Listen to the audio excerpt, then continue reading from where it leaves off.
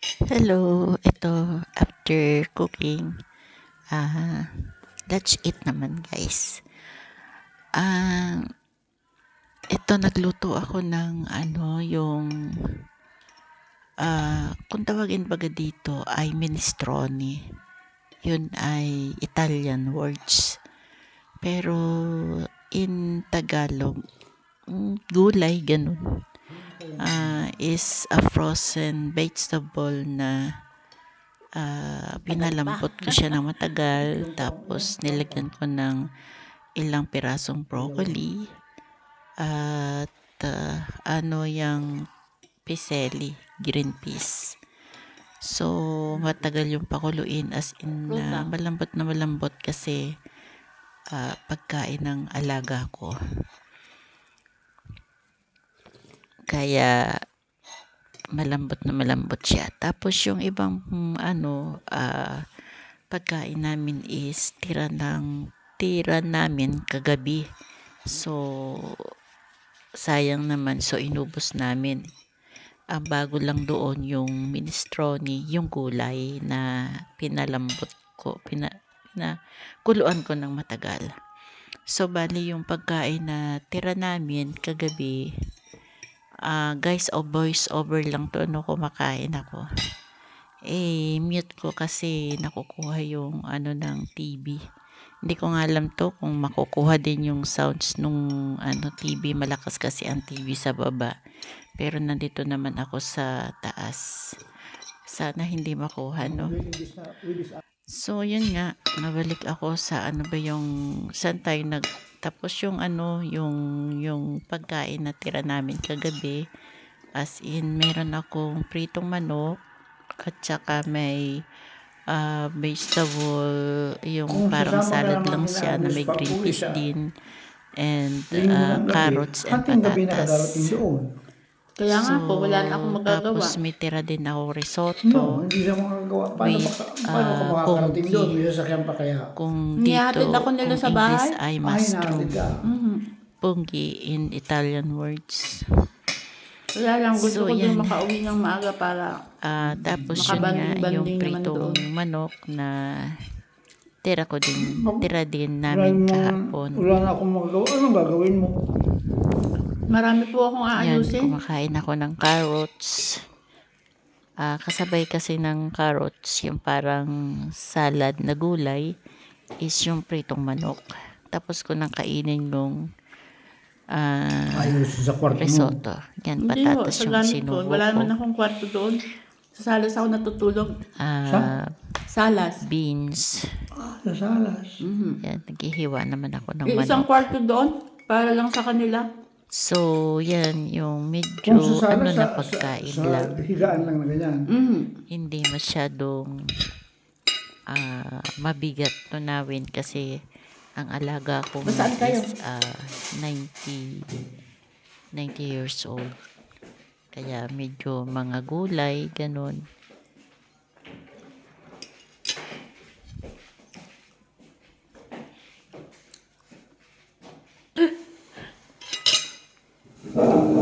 Yung tumayo siya. Si CR. Kunwari lang. Nakuha mo yung ideya. Yan. Diretso natin yung kain natin. Huwag mo lang sasabihin sa mga tao. Siya nga pala, shout out sa inyo. Ito, ginagawa ko lang to na video, long form video kasi kailangan kong palitan yung aking mga dinilit na video. Marami akong dinilit na video. Meron pa atang yung as in live siya na siya lang yung pinakamataas na views ko sa live, pero kailangan kong i-delete kasi otherwise hindi talaga ako ma-monetize. Sayang, pero wala akong magagawa. At saka malaki yung kanyang watch hour. Pero kung i-maintain ko naman siya na hindi ko aalisin, baka hindi na ako ma-monetize. Ang hirap guys, as in, ang hirap maglinis ni hindi mo alam kung alin ang lilinisin. Kasabay pa naman na ako na demonetize ako, reuse content ako at that time na hindi naman pumapasok ng email sa aking email kasi full memory. So, katatapos ko lang ding maglinis ng aking cellphone at saka yung sa Google ko, Google account na punong-puno na. So, ayun. Kaya hindi pumapasok yung email. Hindi ko alam kung alin yung aking violation. As in nag-research naman ako na hindi naman daw talaga nalalaman kung alin ba yung violation natin. Kaya nga, ingat na lang sa pag-upload. Guys, para nawawalan ako ng pag-asa kung mamomonetize pa ba ako. Hindi ko alam kasi meron akong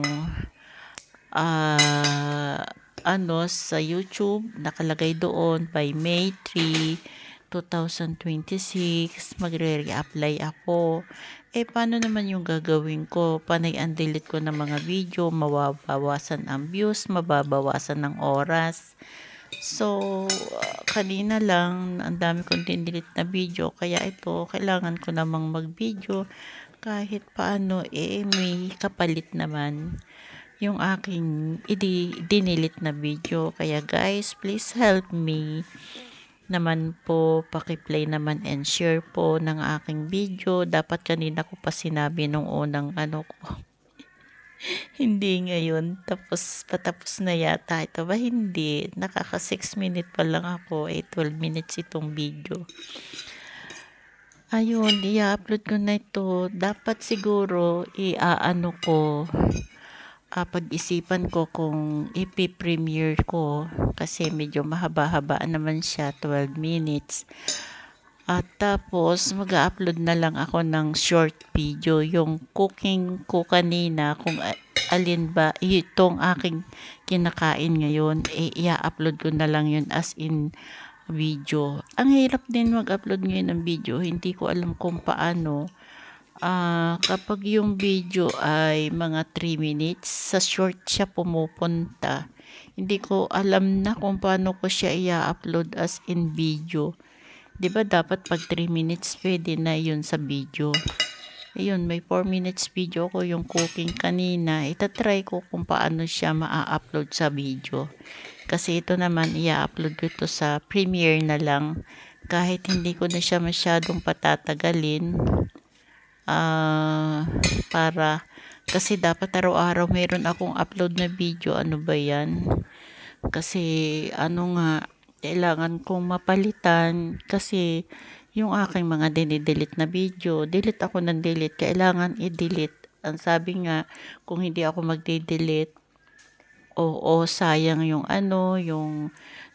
yung watch hour, sayang yung views. Pero kung hindi naman ako magde-delete, paano naman ako mamomonetize? Kasi may violation nga ako. Ang daming i-delete ko kasi yung mga una kong upload, as in na hindi pa naman ako, wala pa sa isip ko na content creator. Hindi ko alam magiging YouTuber ako. Kaya ini-upload ko lang yung mga song ko sa isang platform. Sasabihin ko na rin kung ano-ano sa Smule, yung mga song ko na may mga kajuwit pa ako. As in na yun ang nagpapahirap sa akin ngayon kasi ang dami nila na tumagal pa at marami ng hour kasi yun ang kaunahang video ko. Siyempre sinishare natin, may nagpi-play kasi nga mga kanta yun. Ang isang video nga kahit 3 minutes lang, merong 11 hours. O diba sayang, kahit konti yung views niya, pero hindi ko alam bakit mahaba yung kanyang oras na play. Kasi nga siguro dahil sa yun ang mga kauna-unahang video ko na upload as in 4 years ago na kailan ko lang naman siya minute noong nag-a-apply ako ng monetization. Pero na-monetize naman ako. kung hindi ko maisip kung yun ba ang problema ko, kasi bakit na-monetize naman ako nung mag-apply ako ng monetization, kasi mute ko lang naman sila lahat, kasi ayun, may dumating na na tao just for a moment. Hindi ko alam kung sino yung paano ko itong gagawin, paano ko ito mai-stop muna. Ayan.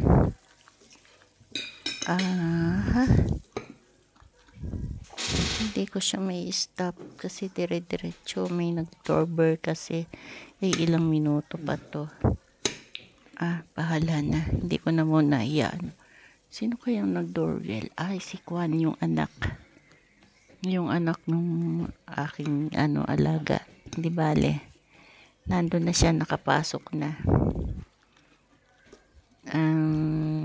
Anong oras ba ako nag-break time? Ayan, bababa na rin ako. At tatapusin ko lang tong video na yun. Nasaan na yun tayo? Sana ma-play nyo itong video. May makukunan naman kayong aral na kailangan kung talagang content creator kayo. Linisin yung mabuti yung inyong i-upload. Kahit ilan lang yung video. Basta mahaba siya, at least 10 to 15 minutes, para maganda siyang i-play at mayroong aral. Yun ang aking mga naunang video, kung ano-ano lang, kasi magta-try lang ako, titingnan ko kung mamamonetize ako sa pagpapanibagong upload ko ng mga video dito sa aking YouTube channel, sa aking account.